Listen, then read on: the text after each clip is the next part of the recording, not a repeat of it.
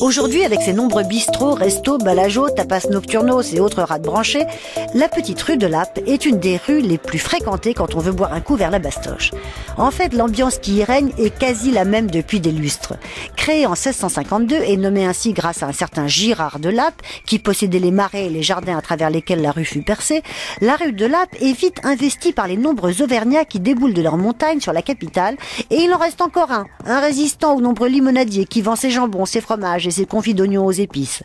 Pendant le dernier tiers du 19e, la rue de Lappe était carrément définie par ces trois mots: l'Auvergne, la richesse et la ferraille.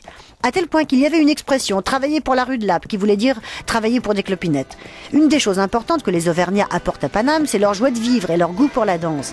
Et voilà comment la rue de Lappe devient un des hauts lieux du bal musette, et celui où la guerre musette-accordéon a fait rage. La musette était l'instrument des bergers par excellence, et c'est elle pendant longtemps qui rythmait les fêtes et les danses. Puis l'accordéon a déboulé, le diatonique d'abord. Et ironie du sort, il a fini par déloger définitivement le musette des bals musettes. Car un des phares des nuits de la Bastoche était et reste le bal à Jo, le bal à Jo Privat, le roi du piano à bretelles. Dans les années 80, le fameux Albert y a même drainé la faune la plus branchée de Paris. La rue l'est restée branchée, puisqu'elle ne désemplit pas la nuit tombée. Ce qui était une des rues les plus malfamées, les plus sales, infestées de voyous, macros et autres poètes avinés, reste donc ce qu'elle est depuis 250 ans. L'endroit où l'on guinche et où on refait le monde jusqu'au petit matin en levant le coude.